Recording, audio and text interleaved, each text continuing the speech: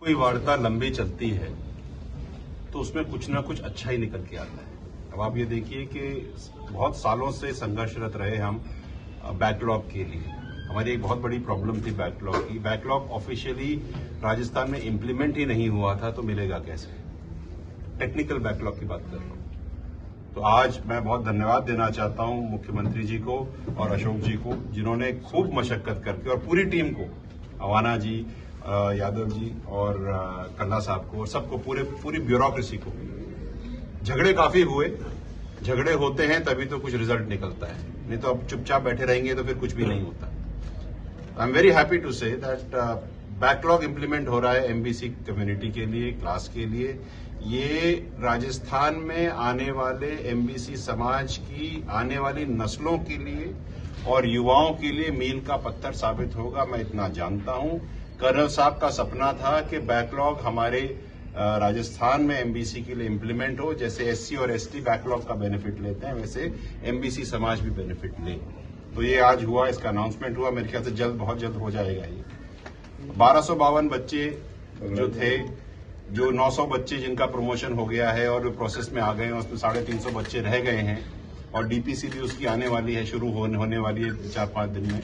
उसके ऊपर भी बहुत पॉजिटिव रुख है, और आई एम होपिंग कि same work, same parity, same principles के तहत उनका भी कार्य जल्दी हो जाएगा, जो कि हमको आश्वासन मिला है। और एक बात ही मान लीजिएगा, मैं इतना जानता हूं, everything can not be black and white, a lot of things are grey in life. It is our job to make that grey black and white, और वो हम लोग बैठ करके कर लेंगे, हम सब मिलके कर लेंगे। जो बातें थी 35% से 40% से 35% करने की कंप्यूटर भर्ती, और बाकी आने वाले एग्जाम्स के लिए भी मूविंग अहेड, अगर सारे के सारे एग्जाम्स की पात्रता अगर 35% पे हो जाती है एमबीसी समाज के लिए, इससे अच्छी बात और कुछ हो ही नहीं सकती। फिर आप और बाकी समाज एक लेवल प्लेइंग फील्ड पे आकर के कंप्लीट करेंगे। हमारा जो हम पूरी संघर्ष समिति है, और जो भाई साहब बैठे हैं, हमारा कोई ध्येय किसी एक इंडिविजुअल के लिए नहीं है। आने वाली यूथ के लिए, आने वाली नस्लों को एक पॉजिटिव एनवायरनमेंट में फ्लरिश करने के लिए, और उनको एक ऐसा प्लेटफॉर्म देने के लिए where they can actually fly with their wings open and towards a future which is more bright, more positive. ये हमारा ध्येय, इसके लिए हम काम कर रहे हैं। जो भर्तियां प्रक्रियाधीन रही हैं, जो रीट 2033 की हैं, और रीट की 233 हैं, 372 हैं, और नर्सिंग 2013 हैं, और बाकी बहुत सारी भर्तियां जो आती रहती हैं, जाती रहती हैं, लोग आते हैं मेरे पास। तो उन सब के लिए हमने कमेटी एक बन गई है, उसके अंदर बैठ करके 1 महीने के अंदर रिजल्ट आ जाएगा। टाइम बाउंड रिजल्ट की बात कर रहे हैं हम। ये एक नई शुरुआत है, क्योंकि जनरली कमेटीज बनती हैं, फिर पता नहीं क्या होता है। 30 डेज का टाइम लाइन है, सब मशक्कत करेंगे, इसको सॉल्व करेंगे। केसेस की जो बात है, उसमें कुछ केसेस ऐसे हैं जो बेलेबल हैं, कुछ ऐसे हैं जो नॉन बेलेबल हैं। जो बेलेबल है वो इमीडिएटली रिजॉल्व हो जाएंगे, जो नॉन बेलेबल है उनकी प्रक्रिया करके निकालेंगे। बट हमारा ध्येय ये, जो हमने सबने बैठ के बात करी है, कि आने वाले करीब 30 से 60 दिन के अंदर ज्यादा से ज्यादा एटलीस्ट 70 to 80% केसेस का हम निस्तारण कराएंगे, जिससे कि जो बच्चे जिनके ऊपर केस लगे और वो कंपटीशन की तैयारी कर रहे हैं, उनको कम से कम ये स्ट्रेस तो खत्म हो जाएगा कि उनके ऊपर केसेस लगे हुए। आई एम वेरी हैप्पी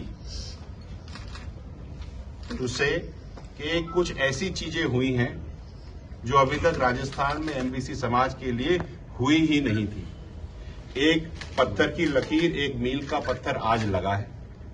हमको जो दिखने में बहुत छोटा लग रहा होगा, उसका रिजल्ट आज से आने वाले 5 या 10 साल के बाद जब हम देखेंगे, तो हम जब पीछे मुड़ के देखेंगे, we will all be smiling and will be happy for what has been done. So I thank everybody.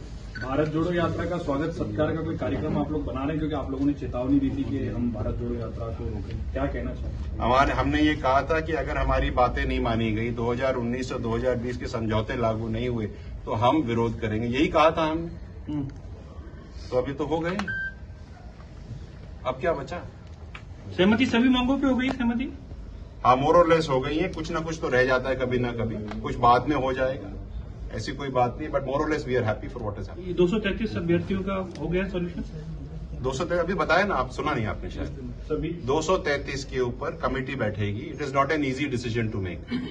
अगर ये इजी डिसीजन होता तो हम कोर्ट में नहीं होते। Everything as I said, life is not black and white, lot of grey in it. आपने कहा था समझौता हो जाएगा तो मंत्रियों को हाथी पे बिठाएंगे।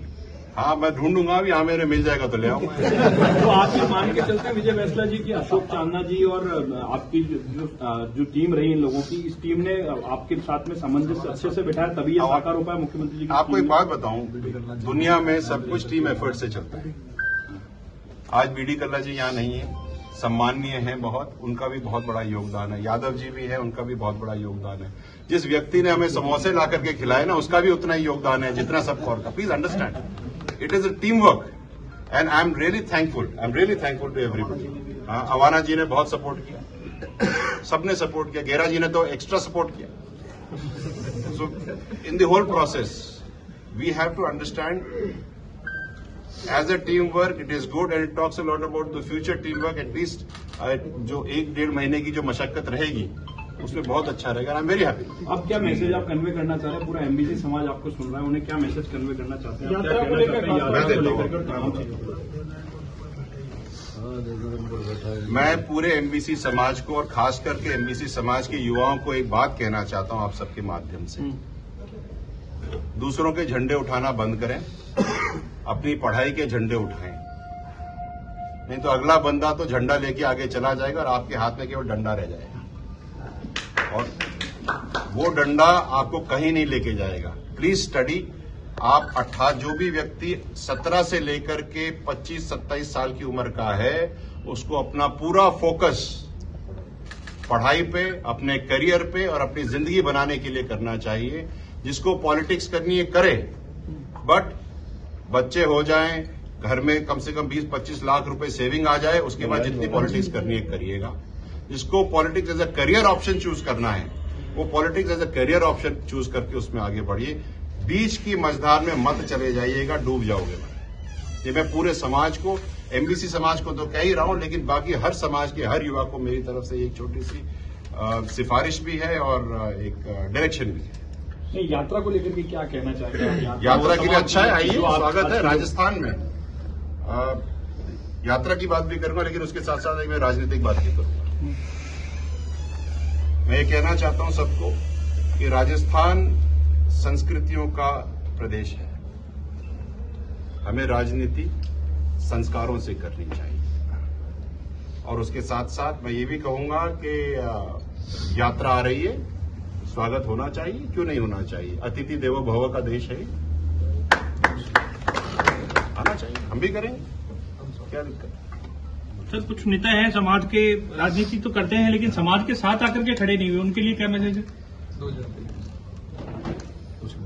क्या प्रश्न है आपका? कुछ नेता हैं जो राजनीति तो करते हैं लेकिन समाज के साथ आके इस आंदोलन में खड़े नहीं हुए आपके साथ में। तो बैठे तो हैं। और जो नेता हैं जो नहीं है, जो नहीं है वो आप उनसे पूछिए, हमसे क्या पूछ रहे हैं। अभी जिनके लिए आपने निशाना साधा था, मैंने कोई नहीं साधा। सर, इसका सवाल ये था कि आपकी फोटो को लेकर एक विधायक ने, आप ही के तबके के विधायक ने सवाल उठाया कि आप धर्मेंद्र राठौर से मिले, क्या चर्चाएं हुई, क्या बातें हुई, कोई अच्छी मीटिंग तो अच्छी रही? नहीं, मैं दे देता हूँ, बहुत अच्छा सा जवाब दे देता हूँ उनको। हम तो सबसे मिलते हैं, ठीक है। कल मैं आपसे भी मिलूंगा, तो उसमें भी कोई राजनीति थोड़ी हो रही है। जिसके जैसे भरम वैसे उसके कर्म, ठीक है।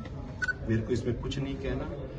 पूरा राजस्थान किसी भी पॉलिटिकल पार्टी का हो, हम सब घर में भाई बहन ही हैं, कोई फर्क नहीं है किसी में। रोटी सबके घर में एक जैसी ही बनती है, किसी के घी ज्यादा है, किसी के कम है, कोई शक्कर खाता है तो कोई गुड़, ठीक है। मरते हैं तो सब एक ही जगह जाते हैं।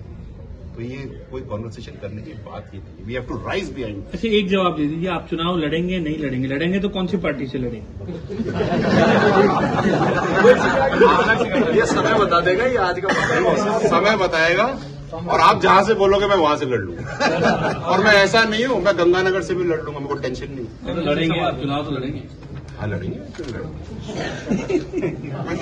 पान को लेकर के कोई विवाद चल रहा है, भाजपा से बाहर जाते हैं, वहाँ क्या अपील आप करना चाहेंगे वहाँ के लोगों से शांति बनाए? हाँ, पांचरा बाम में मैंने देखा जो स्थानीय मंत्री हैं, नेताजी हैं, मंत्री नहीं है, एमएलए साहब हैं, उन्होंने कोई स्टेटमेंट दिया है, तो मैं उसके लिए ये कहना चाहूंगा कि साहब गुर्जर मेहना की लड़ाई मत करो। पहली चीज, हम बहुत समन्वय से रहते हैं। ये पांचरा बांध का मैटर पानी वाले लोगों का और बिना पानी वाले किसानों का मैटर है, और कुछ भी हो जाए, ऑन रिकॉर्ड मैं कह रहा हूं, मैं तो 12 गांव बैसला के साथ हूं, बुडला के साथ हूं, चाहे जो वो हुक्म देंगे वो होगा, और पटेल जो बोलेंगे वही होगा। चलिए।